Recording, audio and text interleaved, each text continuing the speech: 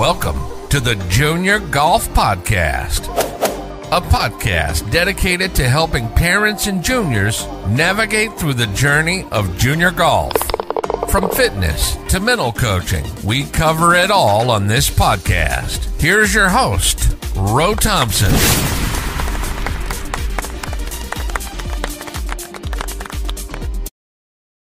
Okay, in 3, 2, 1.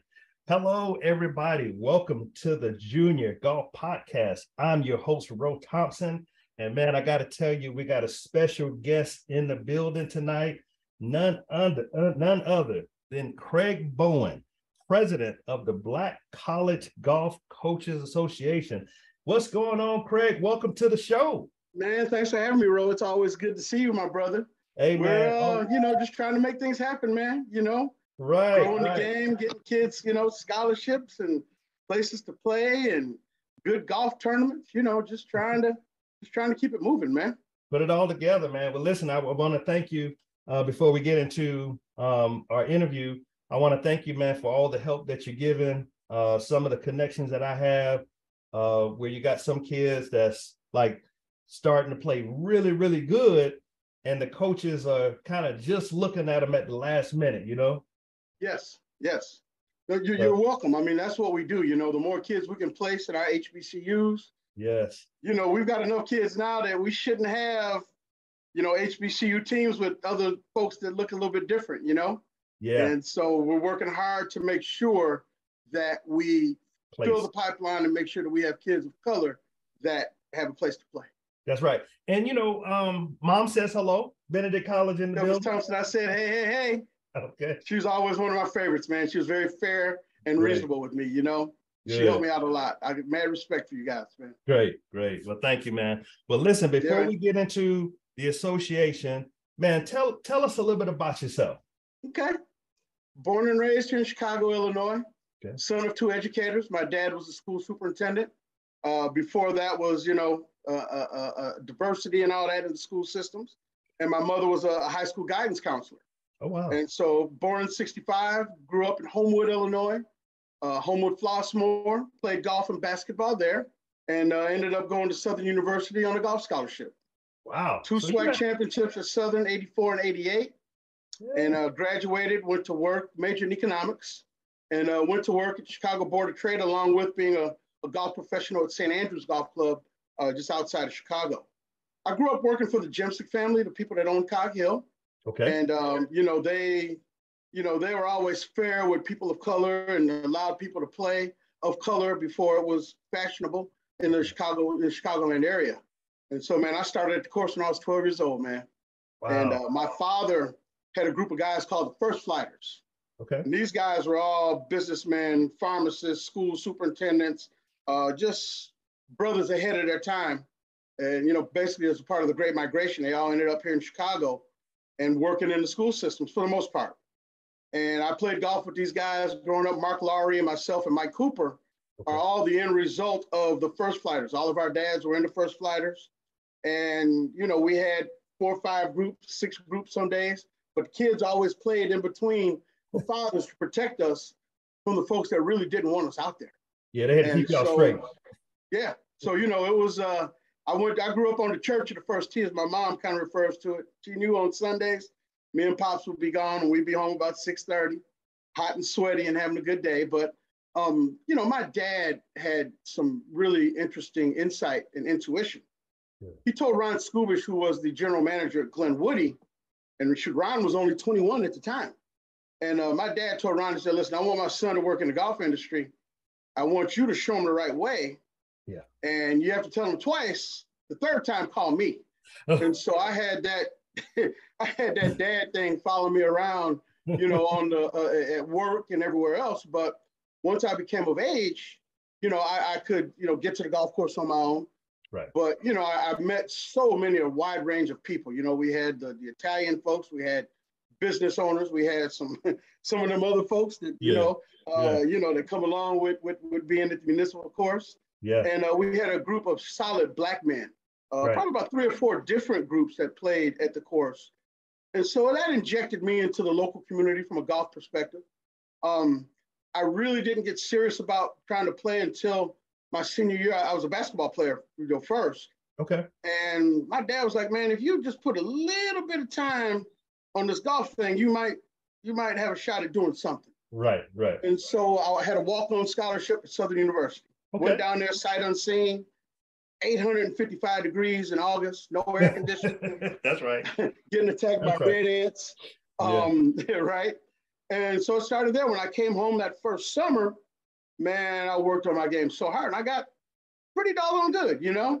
Okay. And so 1991, Hal Thompson had all that stuff to say about Black folks not being able to play at Shoal Creek, and we'll never have Black people, et cetera, et cetera. Mm-hmm. And so I, we had a lot of sales reps. I ran the golf shop and I had a lot of connections. Yeah. And the Titleist guy came in and said, hey, man, would you be interested in maybe going to work for Titleist Corporate? Wow. And I was like, what? Come on now. And right. So, Ro, I think that was 1993. How old were you? And I was 23, 24. Young. Okay. Okay. And so moved to Massachusetts. Customer service. This is Craig. May I help you? And I really learned about the business. Actually, I think I was 25. I was a little bit older than a lot of the other guys coming in. Okay. So I started in the sales training program, and I answered that phone, Ro, for about 3 years. Okay. And then an opportunity came up in research and development and R&D. And I was still a good stick at the time. So, man, I had the best job in America, man. I was the official golf ball and club tester in the research and development division at Titleist. Wow. And so, before TrackMan and Flight Scope and all that stuff, Titleist had the first technology. They were the first to introduce that technology. What was it called, Fred? What was it called? It was called Science Van. Science Van? Okay. Yep. Okay.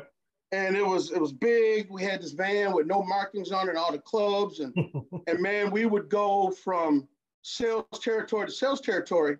Right. And of course, we would go to the best courses. The top 5 courses in each one of the sales kit. Man, I've been to Bay Hill, I've been to Aronimink, Wingfoot, Pine Valley. There's so many places that I forget that I think I've been there before. And so it was me and another guy, and we traveled the country really.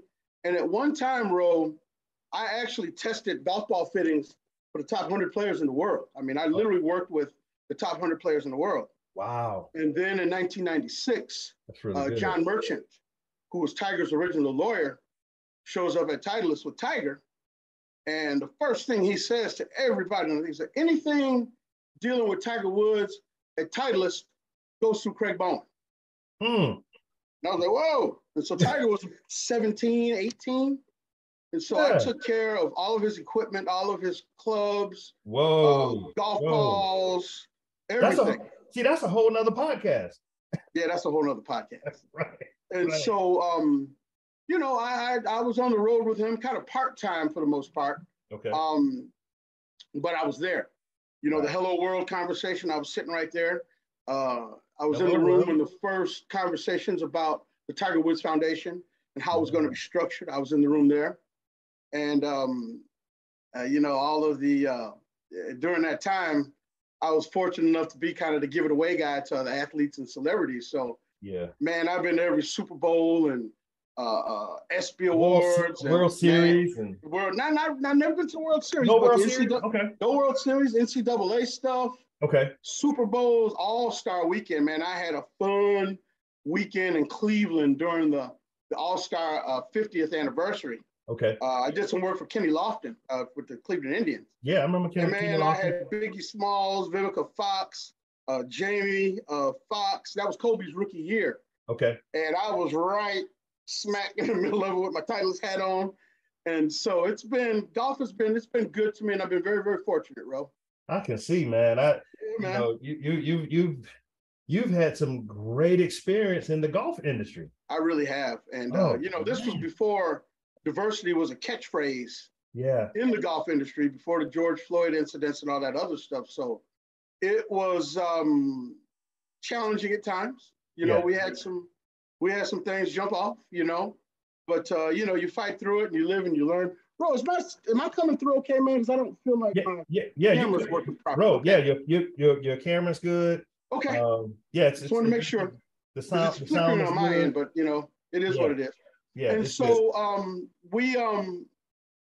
I then took a sales territory in Detroit.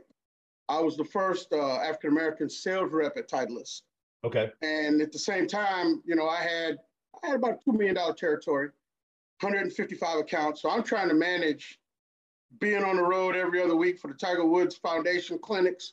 Right. And, you know, this was before cell phones were really that tight. You know what I'm saying? Mm-hmm. Man, I'd get home, you have 77 new messages. And it was hard to keep up, but you know, we did what we had to do. All right. What's your most memorable moment with the Tiger Woods experience? Right after he won the Masters. Okay. The first Masters. Okay. His 3-wood popped. The epoxy in his 3-wood popped. Okay. Ah. And so after we were at the Hootie and the Blowfish Monday in the Masters. That's Myrtle Beach. That's Myrtle Beach, correct. Right. We flew out to the Del Mar Polo Grounds in La Jolla, California, in Del Mar. Okay. And we had all the scientists and everybody, and we fixed up probably about 7 3-woods for Tiger. Okay. Okay. And Tiger warms up. He comes in the helicopter, he jumps out, blah, blah, blah. And so he's hitting these 3-woods. He's hitting 5-6 shots with these 3-woods. Okay. Okay. And after the test was over, he's like, man, they all feel kind of close. Mm-hmm. And he grabbed like 3 or 4 of them, and then he took off. I said, I want to go down there and see where these balls are. Okay. Bro, you could put a king size bed sheet on all 60 shots. It was the most amazing display of ball striking. He's hitting these 3-woods and they're just going the same. Bang. Same bang, place? Bang. And you could put maybe 2 king size bed sheets on top of them. They were all in a big pile. Wow. And that was the most amazing ball striking display I've ever seen. And I worked with a lot of the players, Tom Kite, Davis Love, Couples. Yeah. But that was like, everybody was like, holy, you know what? That was unbelievable. Say hello world. Oh, it's just a whole different. And, you know, when we were doing the Tiger Woods clinics, he would hit these shots that looked like he had a remote control. You know, he hit the snap hooks low, medium, and high. You know, the 9 characteristics of ball flight. The nine flights, right? The 9 flights, yeah. Inside out. And I was actually there when he hit the camera. And they were filming that commercial. It was actually a Nike commercial. And he was like, well, just hit it at the camera. Just hit it at the camera. Right. And he kind of looks, he's like, are you sure you want me to hit it at the camera? And bro, I'll never forget, he was hitting 6 irons and he hit this little knockdown shot. And the ball, you could see the ball going right at the camera and pow! It was smashed the camera? That was at Riviera. Wow. Unbelievable, man. So, wow.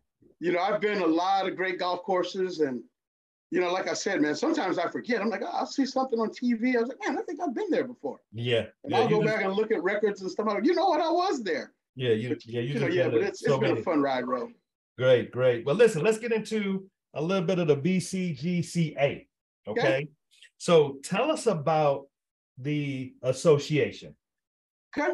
The BCGCA started basically as the coaches getting together and complaining about what they didn't have.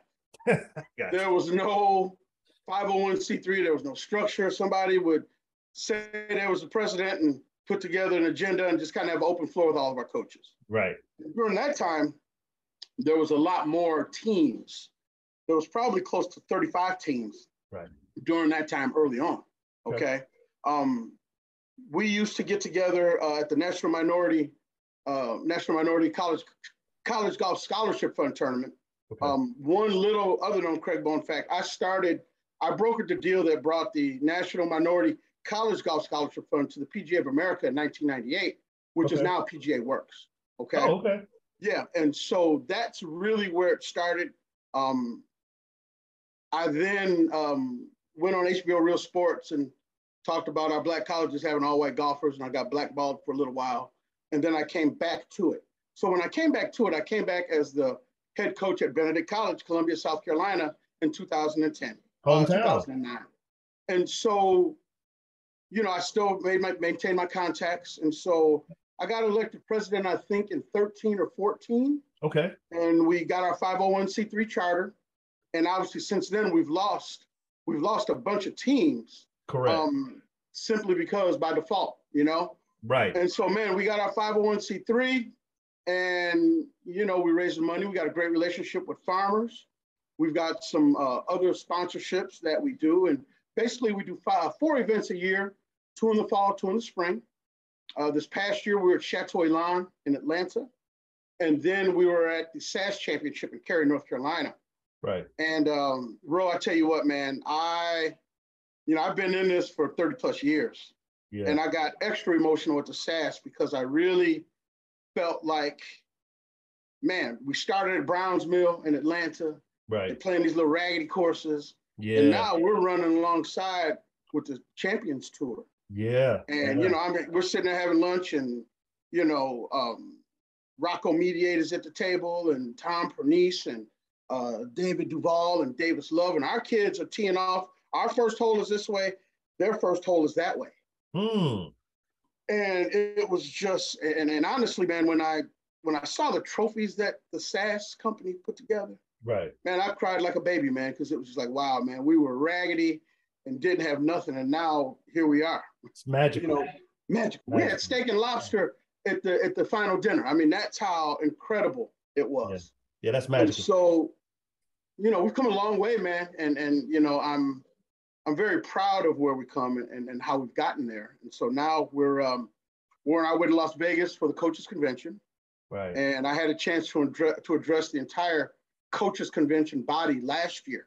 Okay. To talk about relationships with our HBCUs. And everybody's got an HBCU that's 30 miles. I said, embrace them. Right. I sent a shout across the bow to the folks at Florida State. Florida State's Tallahassee, right? Yeah. Yeah, Tallahassee. Come on now.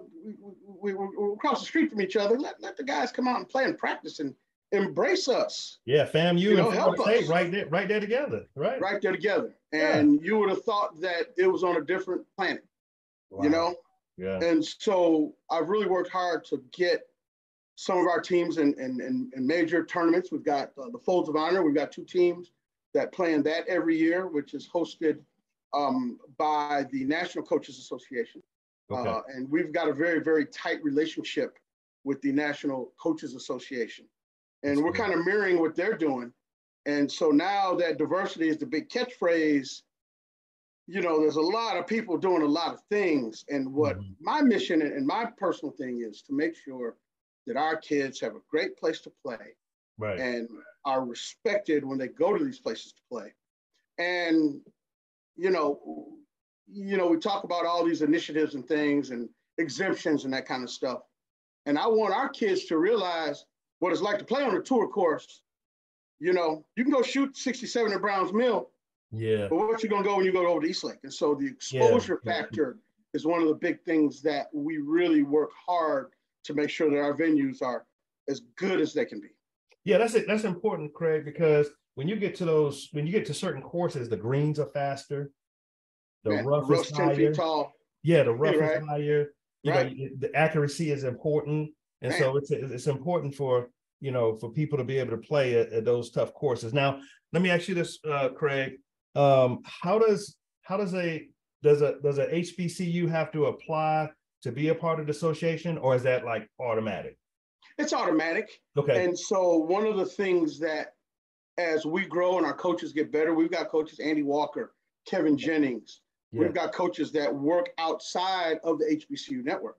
Right. And so we're having some interesting discussions about the role that coaches outside of the HBC network, because, Andy Walker invites teams every year to his events wherever he's been coaching. And so we have to not penalize our guys for getting breaks. And I'm not saying anybody's any better, but certainly arriving at these institutions that are more mainstream as opposed to the HBCU network. Okay. Gotcha. And so we're having a bunch of bylaw changes about, a election of officers and everything to really get up to speed with 2022. Right. And it's kind of like, be careful what you ask for, you just might get it. Yeah. And so we basically operate on a break-even premise. Okay. Yeah. Because we charge minimal entry fees, $500. We take care of all the food. The schools can save some money by coming in and participating with us.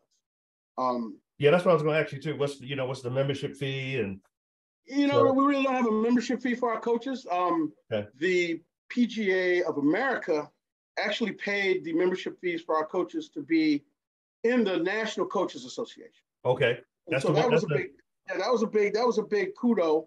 And then the tour is paying for all of our teams to get coached up at the National Coaches Convention. Oh, wow. And so, we've got about 19 teams that are going to participate at the Coaches Convention. That's in Las Vegas, right? In Las Vegas. We've got 3 days of seminars. We got folks from Golf Stat. We got folks from TrackMan. I got a secret special guest that's going to show up unannounced. Okay. And let's just say he's a top 10 player in the world. Oh. Yeah. Okay. And nice. So, we've got some really unique things, but more importantly, traditionally our schools didn't always have golf coaches be the golf coach. And so what we've got now is that we've got, I played as a player in HBCU. I was executive director. I ran, but there's not many young guys coming behind me. And so we're going to work hard because, we're starting our back nines. And so we've got to backfill and work hard to get some of these young guys to come and coach. And one of the things that we're working real hard at is getting our HBCUs and our presidents we got internships at Titleist. We got farmers. We had a career day on farmers, Zoom career day at farmers today on resume building and writing, the HHEA. And all of these entities are coming to BCGCA to help put some Black faces at these companies. That's good. That's really good. The SAS career day that we had, Ro, was just, I had to sit down, man. It was that strong. You had to breathe for a second. Man, I had to sit down and breathe, man, because everybody go, damn, Craig, why are you crying so much this week? I'm like, man, this is the best. I wish I had me helping me when I was coming through school. Right. You know what I'm saying? Yeah. I'm probably too passionate about it sometimes, but helping kids and people, that's in my DNA. My dad was a school superintendent, man, and my mom, they got a flock of kids and people that they've helped put through school and, that are just doing amazing things. And so that's what I'm here for, So now let me ask you this, Craig. I know the number one focus is to help the coaches. What would you say your secondary focus is? Is it to help the schools, the parents, the recruits? I mean, what's the secondary focus of the association? So what's happening in our ecosystem, when we were coming through, Bill Dickey was the clearinghouse of Black kids throughout the country. Right. Did the East-West Classic and the national, I forget the acronym. So you call Bill Dickey and say, hey, Bill, man, I got room for 3 or 4 kids that they got to be able to break 80. Well, Craig, I got kids here, call this, and he'd write the numbers down and he'd get them to you. Right. And if they came into the schools, he'd give them some money. And so we've lost that grassroots connection with Black kids. Right. In the connect. So we've got kids in LA. So what we did, this is a little side venture for me. Me and Darren Harrell started playcollegegolf.net. And what happens as a coach, we've got a lot of new junior golf parents. Yes. We've got some overzealous fathers that don't know how the process works and what coaches are looking for. Right. So, man, pay a few dollars, start recording your tournaments, and it creates a playing resume that coaches will not put in the garbage because it's formatted wrong. The chronological order is off, okay? And so we created that. And so right now we've got about 70 colleges that are in our system. Sweet. And, we're getting ready to start doing a bunch of events. I'm missing the word, combines. Throughout the country that these kids can come in, they can log in and really work hard to get the word out about these young golfers. Okay. That's good. And so what we have to do is here's the thing, Ro. We got all these golf tournaments, the Kappas, the Qs, all the fraternities, the folks that play golf on Tuesday, we got all these golf events, and I really want to put the word out that we need your help to help raise money for these colleges. Right. And foundation work and golf events with a purpose. You know, when Phil Mickelson gave $500,000 to Jackson State, they don't even have a golf team. You see what I'm saying? Yeah. And so let's be strategic in Right. helping those that really, really, truly need the help. And that's what we're doing, Craig, with the Alliance. You know, Yes. of course, we gave $7,500 to Texas Southern last year. Yes. For the golf team, and then this past year we gave $30,000 to Wilberforce, which is a startup golf they team. need it. And I tell you what, man. Yeah, those guys are doing a great job down there. Coach Ware. They looking good. They looking good. You seen the pictures? Oh man! So last year, Coach Ware showed up at our tournament at Summer Grove, and these kids, they had never had the HBCU golf experience, right? You know, and I said, man, so here's what we're gonna do. I said, we're gonna put them out there on the course, let them play, let them be a part, so they felt what we're doing, right? And so it's all about growth and just so bravo to your efforts on that road, because thank you. That put them on the map, man. Yeah, man. And me and Desi and Al and Otis, we came together in the Alliance. We got almost 7,000 members in the Alliance, and so we came together, and we're doing Juneteenth events every year. And what we're doing is we're picking out different golf programs that we can benefit. Yep. So, Ro, I'm just gonna step up and say, man, let me be a part of your process. I have a really good radar for where the real need is. Okay. Yeah. Having been in it, dealing with the coaches, dealing with the ADs. Right. You know, and certain schools are more dedicated than others. Right. Okay. All right. Sounds good. Yeah, man. So, Craig, give me your highlight of 2022. I think I know what it is, but just kind of reference it again. What would you say would be the highlights of 2022 for the BCGCA?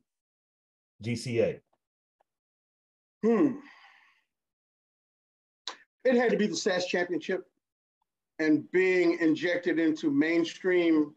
Kenyatta Ramsey from the tour that's my guy. Big brother, man. He is. That's Yada. That's my guy. Yeah.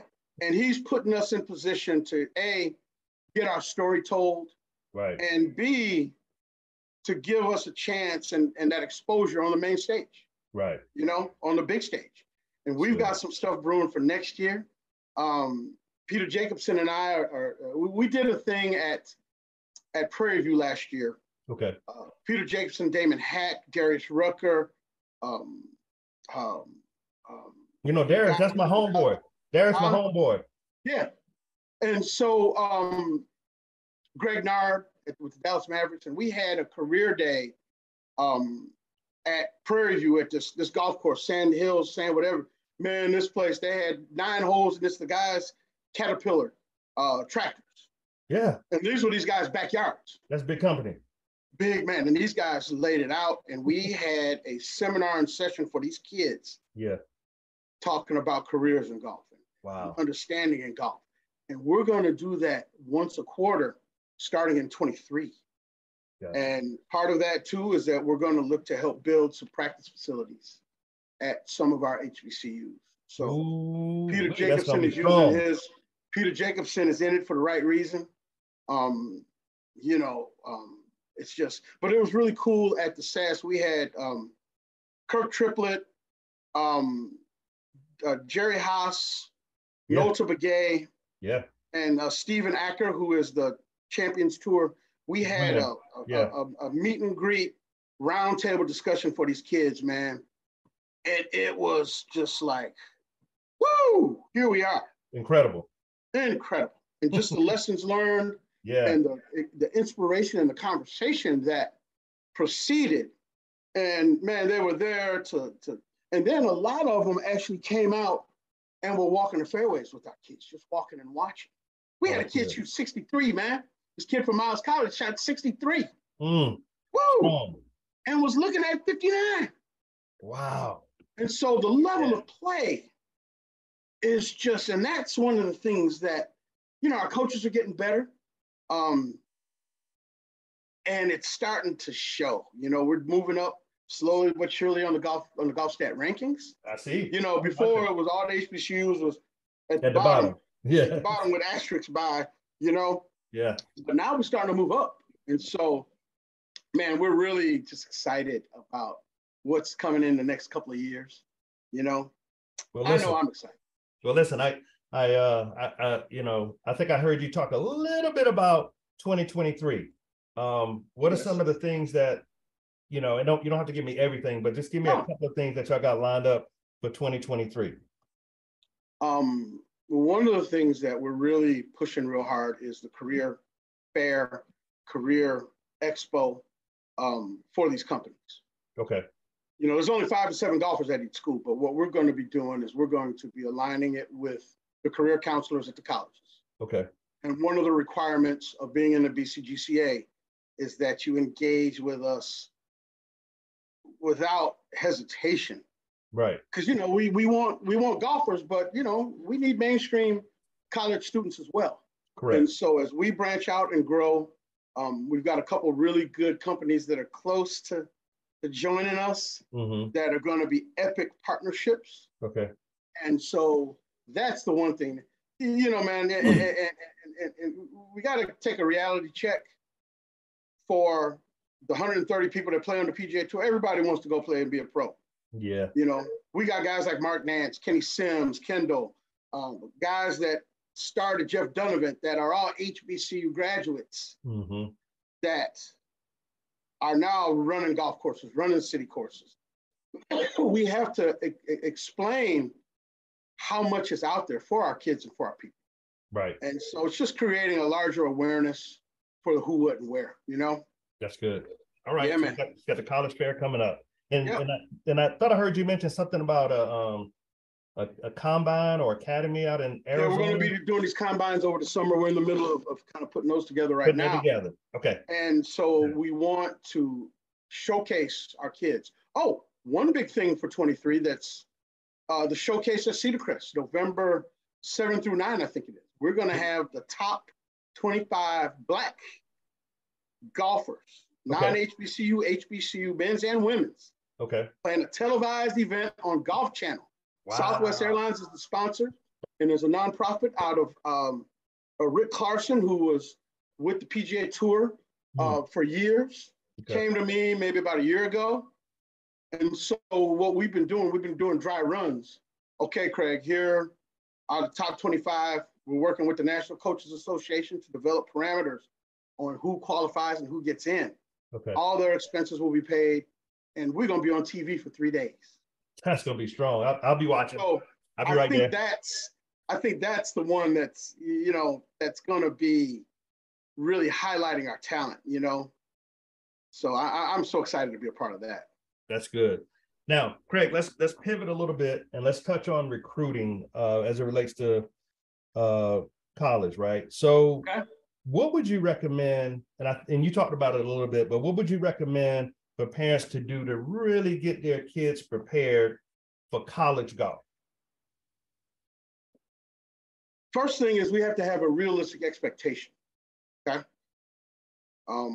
We've got some kids that can play the game. Right.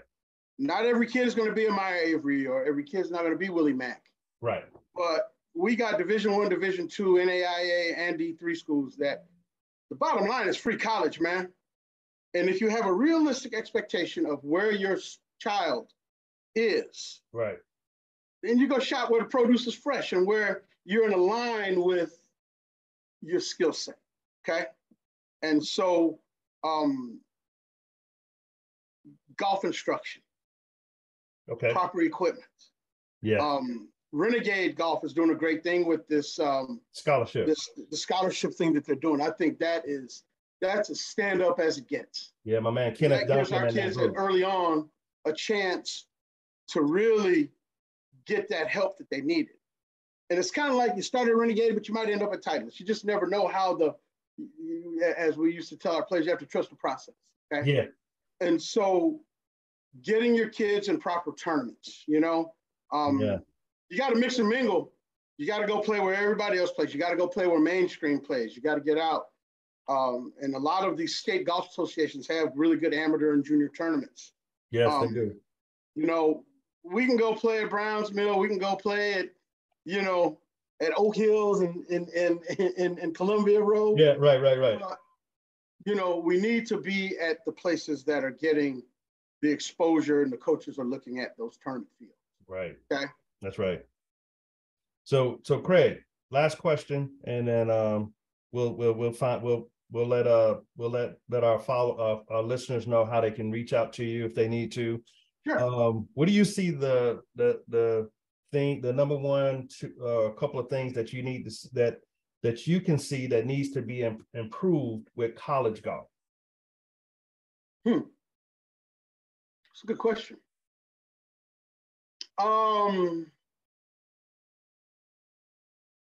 I'd like to see the commitment from the college presidents improve. Okay. More resources for our college golf teams.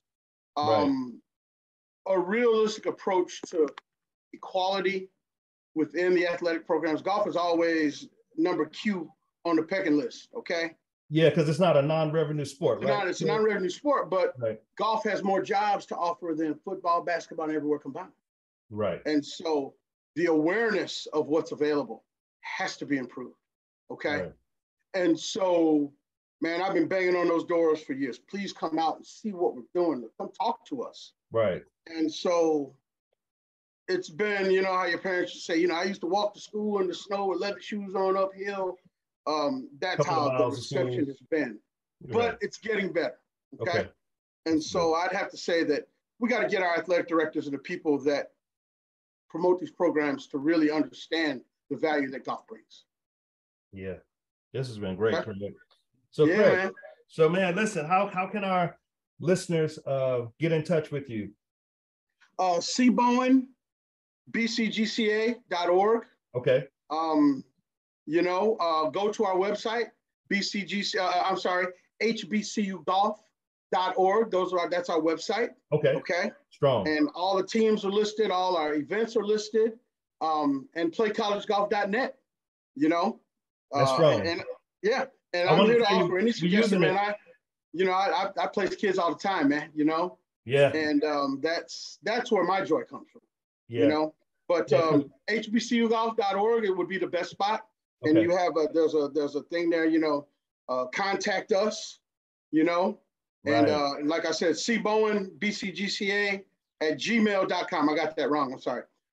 Bowen, BCGCA start over. Bowen, BCGCA at gmail.com. I got too many email addresses, man. There you go. That's all right. Yeah, Ro. But thank you so much for having me, man. I'm honored and privileged. Hey, listen, don't forget, we're going to put together a forum, okay, as it relates to coaches, admissions, financial aid. Oh man, that would be. We're gonna put the whole. We can go through it from A to Z. Right, we're gonna go to A to Z. What's needed. That's right. You tell me when and where, I'll be ready. Yeah, we're gonna have, you're gonna have mom on. You know, she's been in admissions for forever, 20, 25, 30 That's years. Right. So, and we're gonna have the whole gamut. So that way, parents of juniors, you know, they won't miss a beat. They can get it straight, no chaser. I love it. A to Z. All right. All right, brother. But listen, man, thank you so much for being on. Anytime, man. I'm here anytime. Just put me on the list, man. I'm ready. All right, we'll chat soon, okay? All right, chat, brother. Love, man. Thank you. All right, well, love. Bye. Thank you for listening to the Junior Golf Podcast. You can follow us on Facebook, YouTube, Instagram, and TikTok. We hope you enjoyed this new episode, and if you did, please leave us a review on Apple Podcasts and Spotify. Please share this episode with others who may be interested in this topic. Also, feel free to let us know what topics you'd like to see covered in future episodes. Get in touch in the comments or on any of our social media networks. See you next week for a new episode